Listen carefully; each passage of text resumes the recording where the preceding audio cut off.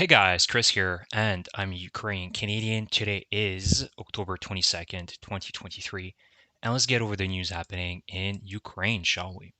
This is going to be a very quick video. I want to go over the map updates, and that's it. Let's get to it. So let's go to Kherson and the left bank of the Dnieper River. Right now, as reported in my previous video, there have been several Ukrainian crossings between the right bank to the left bank, and the Russians have raised a lot of concern in the last few days, saying that they're essentially the Ukrainians. This is not just a simple raid, but this appears to be something much more bigger. So again, we don't really know what's going on. But clearly, between Kherson all the way up to Kozachie Lahiri, there's a lot of Ukrainian activity, which is very positive. This means that they have not just crossed one area, but they have crossed several areas, and they're trying to really disturb Russian defenses in this general direction. So there's OPSEC right now, obviously. So let's keep it that way. And also, I hope that this develops into something much bigger than the past. As we've seen, it's been mostly just smaller raids here and there, and the Ukrainian forces would quickly withdraw because they would be then eventually hit through with artillery, Russian artillery. So we'll see how that develops, and I'll keep you guys updated in the next few weeks in terms of the left bank. And in terms of the south, so there have been any changes in the last few days. Again, in Orikhiv, the Ukrainians are fighting the Russians in the area of Novoprokopivka and Kopani, but the goal right now is to take this village that is right after Robotine. And in the east of the Orikhiv axis, it's Verbove. So the Ukrainians are trying to also capture Verbove. By taking these two villages, they would be around midway inside of this Surovikin line. And this would be a very effective wedge for the Ukrainians to further conduct bigger offensives in 2024 and really start pushing out the Russians towards Tokmak, Melitopol, and Berdyansk direction. Velik Novosilka is the same, nothing has changed. Same for Vuhledar. But in the Donetsk area, this is where the Russians have launched, again, a huge offensive. Since October 10th in Avdiivka, there has been a huge attack from the Russian side here. And thankfully, the Ukrainian defenders, now we're almost 2 weeks later, are capable of holding the line here. And let's not forget why. These are some of the most experienced Ukrainian defenders here, the Da Vinci Wolves, and very experienced men that have been fighting since 2014 in this direction. So that's why the Russians are having a lot of trouble, is because the Ukrainian side is well coordinated, well prepared, and they have good communication. They have drones flying everywhere, and they're able to anticipate these Russian attacks. While the Russians are really attacking blind most of the time. Sometimes they're driving over mines that could be easily seen from a drone, and they don't have the capacity to really being able to scout as much as the Ukrainians here for some reason, especially for the amount of soldiers that they have committed. It's very surprising. But never underestimate them, because their tolerance is quite high for dying, for just basic human dignity. There's been so much footage in the last few days in this direction of dead Russian soldiers, hundreds of them, across all these fields of Avdiivka. Dozens of destroyed tanks, BMPs, other trucks that the Russians have been using. Just, it's absolute mayhem for the Russians. But they're going to continue pressing. At this point, I've seen enough, and I really come to the conclusion that they're going to continue pushing and throwing as much meat as necessary to take villages. As you can see, for the north, the Russians are pushing out of Krasnohorivka. They want to take Stepove, Novobakhmutivka, Berdechi. This is one of their main goals right now, is to encircle the Ukrainians from the north, as you can see here, and also from the south. So there's another push between Opitne, Pervomayske, and Vodyane.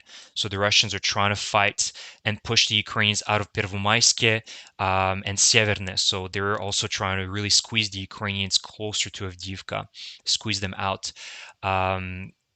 So far, there's been very minimal gains for the Russian side, and it's catastrophic. So hopefully, they somehow learn from their mistakes.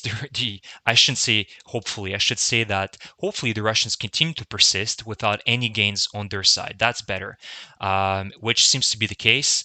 And one thing I wanted to say about Avdiivka as well is that, surprisingly, I did not know this, but there is 1,600 people, civilians, still living in this city, which is horrible to think about, because you know how destructive a Russian offensive can be. So this must be hell for not only the Ukrainian defenders in this area, but also for the civilians that have to live through all this. So really, let's keep supporting the Ukrainian forces here. But they're doing a hell of a good job right now, really destroying Russian equipment left and right.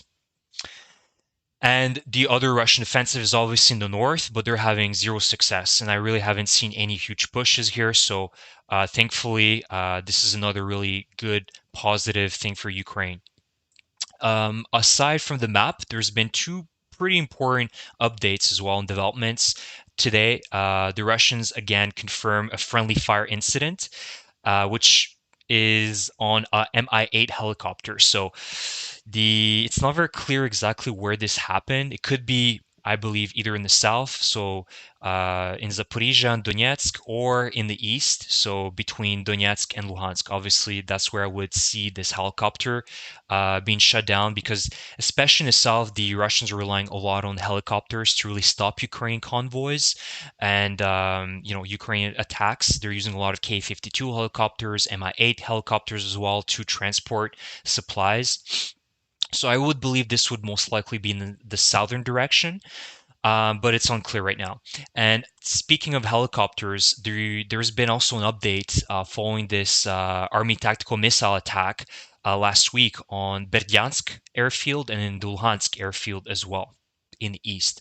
And so this update brings the Russian helicopter losses to 24, which is huge. This is a very successful attack. Losing 24 helicopters is massive. There are certain countries that have that amount of helicopters in their military.